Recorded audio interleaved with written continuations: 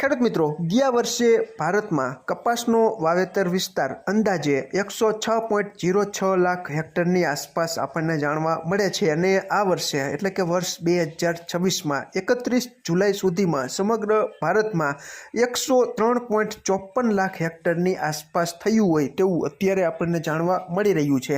ટૂંકમાં ગયા વર્ષની સરખામણીમાં આ વર્ષે કપાસના વાવેતર વિસ્તારમાં સમગ્ર ભારત દેશની વાત કરીએ તો ગયા વર્ષની સરખામણીમાં 2% જેટલો ઘટાડો કપાસ વાવેતરમાં થયો છે તેવું અત્યારે આપણને જાણવા મળી રહ્યું છે। આજે તારીખ 1/8/2026ના રોજ ગુજરાતના અલગ અલગ વિસ્તારોમાં કપાસના 20 કિલોના ઊંચામાં ઊંચા ભાવ અમરેલી 1955, જામજોધપુર 1915, જેતપુર 1906। આપણી શંકર રૂની ખાંડીનો ગાંસડીનો ભાવ 66,600થી 66,800। કપાસિયાના 20 કિલોના ભાવ 940થી 1000। કપાસિયા વોશ 1600 અને કપાસિયા ખોળ જે બ્રાન્ડ આવે છે 60 કિલોની ભરતીવાળી જે ગુણી આવે છે તેનો બ્રાન્ડનો ભાવ 2700થી 2850ની આસપાસ અમને જાણવા મળી રહ્યો છે।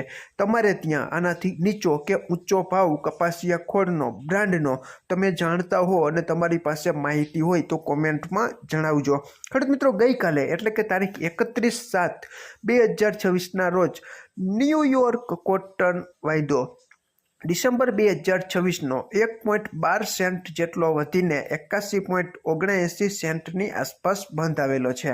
ખેડૂત મિત્રો, ક્રૂડ ઓઇલનો WTIનો વૈશ્વિક વાયદો $84 ઉપર અને બ્રેન્ટ ઓઇલ પણ $87 ઉપર ચાલી રહ્યો છે અને ડોલર ઇન્ડેક્સ 100ની નીચેની સપાટીએ ચાલી રહ્યો છે। ખેડૂત મિત્રો, તમને એવું થતું હશે કે અમેરિકામાં ન્યૂયોર્ક કોટન વાયદો શા માટે વધ્યો? તો અમેરિકામાં જે નવી સિઝનના રૂની નિકાસના જે આંકડા છે તે વધારે આવતા ટૂંકમાં અમેરિકાના નવી સિઝનના રૂની નિકાસ ઉછળતા ન્યૂયોર્ક રૂ કોટન વાયદો છે તે વધ્યો છે। ચીનમાં રિઝર્વ સ્ટોકનું વેચાણ છે તે લગભગ 20 જુલાઈથી શરૂ થયું છે અને ચીનમાં જે રિઝર્વ સ્ટોકનું વેચાણ 20 જુલાઈથી ચાલુ થયું છે તેમાં સતત આજે 10મા દિવસે 100% રૂ છે તે વેચાયું છે। ટૂંકમાં ચીનનો ઝડપથી રિઝર્વમાં પડેલો રૂનો સ્ટોક છે તે હરાજીમાં બધા જ દિવસે આજે 10મો દિવસ છે ટૂંકમાં 100% વેચાણ છે તે હરાજીમાં ચીનના રિઝર્વ સ્ટોકમાંથી થઈ જાય છે અને આજે 10મા દિવસે પણ એવું જાણવા મળી રહ્યું છે કે રિઝર્વ સ્ટોકમાંથી જે માલ રૂ વેચાઈ રહ્યું છે તે 100% 10મા દિવસે પણ ચીનમાં વેચાઈ ગયું છે, વેચાણ થઈ ગયું છે। અત્યારે ખેડૂત મિત્રો, આપણે દરેક દેશના રૂના ભાવ ભારતીય રૂપિયામાં ભારતીય માપ પ્રમાણે 356 કિલોની ખાંડીમાં જોઈએ તો 29/7/2026ના રોજ આપણી શંકર રૂની ગાંસડી 66,000 ભાવ હતો, તેમાં ₹200નો વધારો થતાં 30/7/2026ના રોજ 66,200।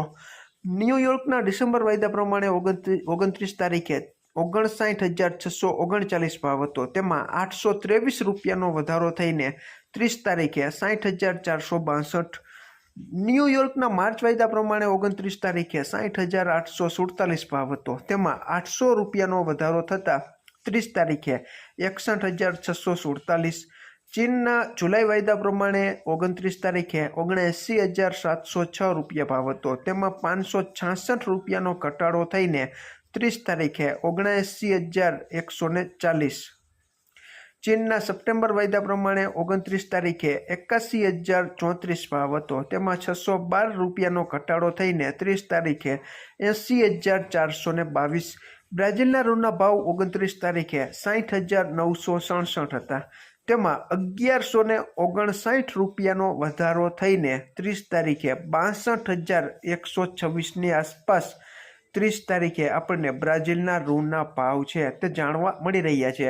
અત્યારે એવું પણ જાણવા મળી રહ્યું છે કે અમેરિકામાં નવી સિઝનના રૂની નિકાસ છે તે ઉછળતા ન્યૂયોર્ક રૂ વાયદો વધ્યો હોય તેવું જાણકારો છે તે જણાવી રહ્યા છે। તમારે ત્યાં ગામડે બેઠા જૂના કપાસના કેવા ભાવ ચાલી રહ્યા છે અને જૂના કપાસનો કેવો સ્ટોક તમારા વિસ્તારમાં છે તે તમે ચોક્કસ કોમેન્ટમાં જણાવજો। ગુજરાતના ઘણા ખરા વિસ્તારોમાં અત્યારે ચોમાસામાં ખાસ કરીને મેઘરાજા અનેક વિસ્તારોને ગમરોડી રહ્યા હોય તેવી માહિતી પણ અત્યારે આપણને અનેક વોટ્સએપ ગ્રુપોમાંથી અને સમાચારોમાંથી જાણવા મળી રહી છે.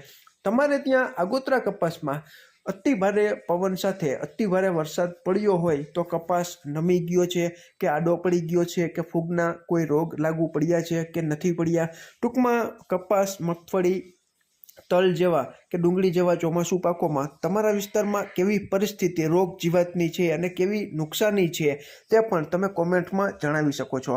સારો કપાસ હોય અને વરસાદ રહી ગયા પછી કોઈ ખેડૂત મિત્રોને ખાતર આપવાની જરૂરિયાત હોય તો તેવા ખેડૂત મિત્રો છે તે યુરિયા ખાતર છે અથવા એમોનિયમ સલ્ફેટ ખાતર છે અથવા આગોતરો કપાસ હોય અને જીંડવા વધારે લાગી ચૂક્યા હોય તો આપણું જે MOP મ્યુરેટ ઓફ પોટાશ છે જે 60% આવે છે સફેદ રંગનો, ધોળા કલરનો, તેનો પણ તમે ઉપયોગ કરીને કપાસને એક પ્રકારનું પોષણ પૂરું પાડી શકો છો.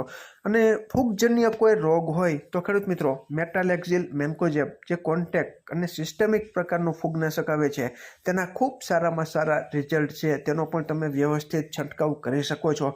અથવા નોર્મલ ફૂગ હોય તો તમે ખેડૂત મિત્રો કાર્બેન્ડાઝિમ અને મેન્કોજેબ જે મિશ્રણવાળું જે ફૂગનાશક આવે છે તેનો પણ તમે વ્યવસ્થિત છંટકાવ કરો તો ઓછા ખર્ચમાં ફૂગના અનેક રોગોમાં સારામાં સારું નિયંત્રણ તમે મેળવી શકો. કોઈ ખેડૂત મિત્રોને પાણી ભરાઈ રહ્યું હોય તેવી જમીન હોય તો તેવા ખેડૂત મિત્રો છે તે ખાસ કરીને તેવા જગ્યામાં એમોનિયમ સલ્ફેટ ખાતરનો ઉપયોગ કરે તો ખૂબ સારામાં સારો ફાયદો છે તે કપાસના છોડને મળી શકે. હવે ખેડૂત મિત્રો તમારે ત્યાં વધારે પ્રમાણમાં ચોમાસું પાક તરીકે કપાસ કે મગફળી કે તુવેર કે ડુંગળી કયા પાકનો વાવેતર વિસ્તાર ગુજરાતના ખેડૂતો જણાવે કે પોતાના તાલુકામાં કે જિલ્લામાં કયા ચોમાસુ પાકોનો વાવેતર વિસ્તાર વધ્યો છે, જેથી કરીને ખેડૂત મિત્રોને ખ્યાલ આવે કે આ વિસ્તારમાં આ ચોમાસુ પાકનો વધારે પ્રમાણમાં વાવેતર છે તે કરવામાં આવેલું છે. ઓલ ઓવર અત્યારે ખેડૂત મિત્રો કપાસના પાકની પરિસ્થિતિ ઘણા બધા વિસ્તારોમાં ખૂબ સારી છે, પરંતુ અતિ ભારે વરસાદ પડ્યો છે તેનો નુકસાનીનો ખ્યાલ છે તે વરસાદ રહી ગયા પછી જ્યારે તડકો નીકળશે ત્યારે જ ખબર પડશે કે કેટલા વિસ્તારોમાં છોડમાં સુકારો, મૂળખાઈ કે અન્ય ફૂગના રોગો જોવા મળેલા છે કે નથી મળેલા. વરસાદ રહી ગયા પછી 8-10 દિવસ પછી જ ખ્યાલ આવશે કે કપાસમાં કે મગફળીમાં કેવી નુકસાની જોવા મળી છે.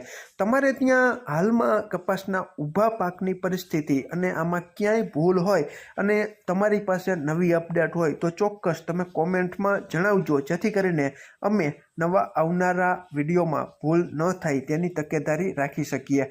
તમારે કપાસ રાખવો કે વેચી નાખવો તેનો સંપૂર્ણ નિર્ણય તમારા ખુદની આર્થિક નાણાકીય જોખમ સહન કરવાની શક્તિને ધ્યાનમાં રાખીને જ તમારે તમારો કપાસ રાખવો કે વેચી નાખવો તેનો સંપૂર્ણ નિર્ણય તમારા ભરોસે લઈ શકો છો.